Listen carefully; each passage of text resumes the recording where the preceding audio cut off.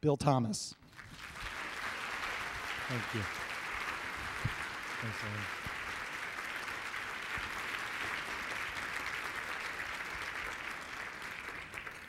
Good afternoon. I'd actually like to begin with a moment of silence for the people who lost their lives in the bridge collapse very near to us here.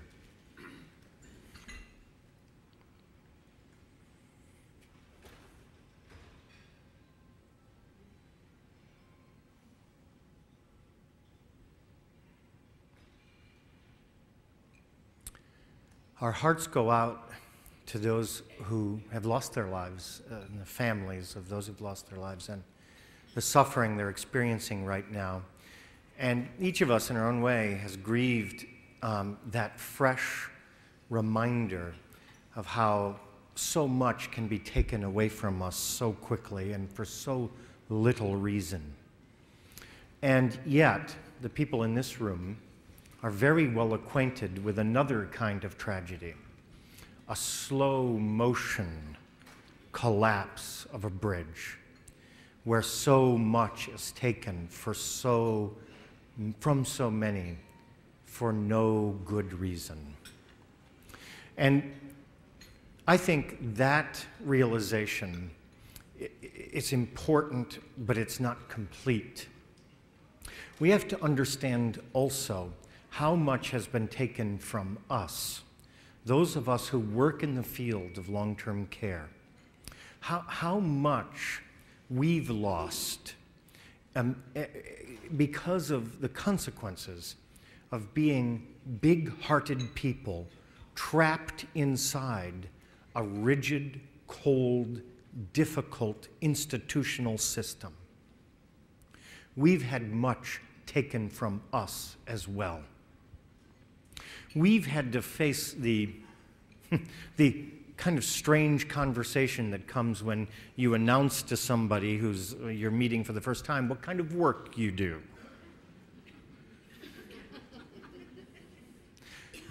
And they're like, ew. Well, that's nice.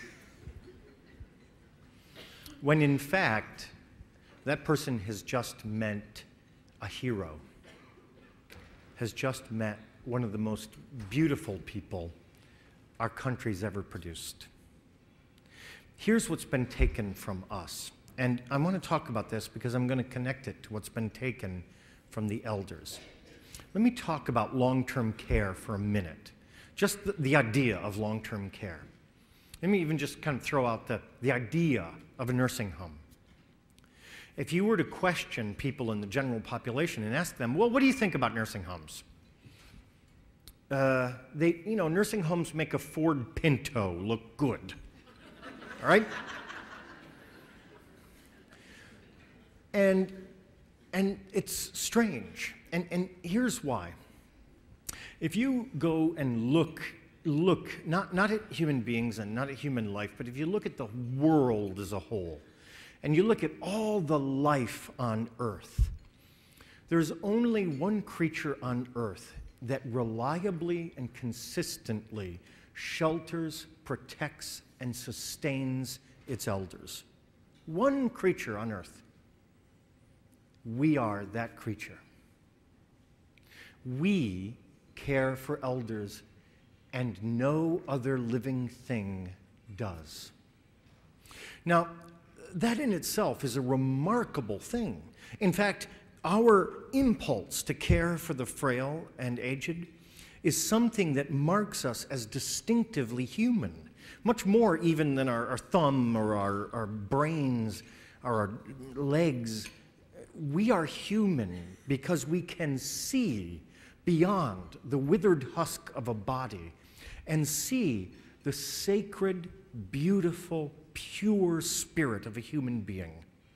That is a remarkable ability. That's a fantastic kind of vision. And you have it. You have it in abundance. So, for thousands of years, our humankind has lived with religious instructions of all kinds on all continents religious instructions that say we must honor our mothers and fathers. We have an obligation to our older relatives. It's not only important, it's not only vital, it's sacred. I mean, I like to think about this. I mean, when you're talking about long-term care, I mean, honor your mother and father, care for older people. It made it into the Big Ten when it comes to commandments, I was top tier, That's beautiful. And for a long time, you could say that caring for your older relatives was really a beautiful and noble thing. And I think many people in this room would agree with that. Now, I want to take you one step farther. There is something more noble, more beautiful, more meaningful, more uniquely human than caring for your mother and father. And that is caring for a perfect stranger.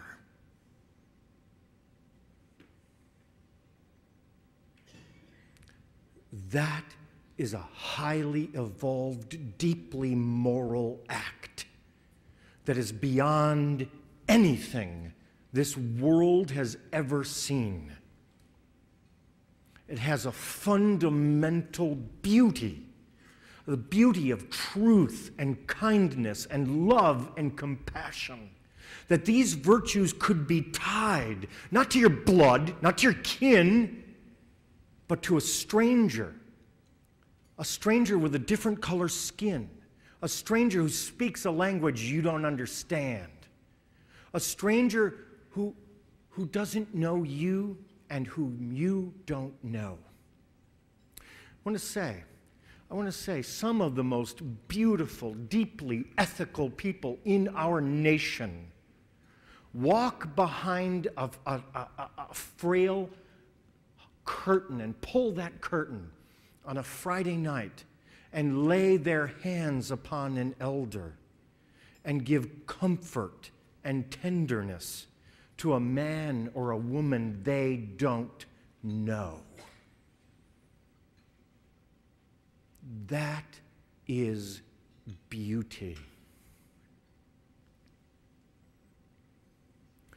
Long-term care is beaten with this stick that says it's bad, it's dysfunctional, it's something less, something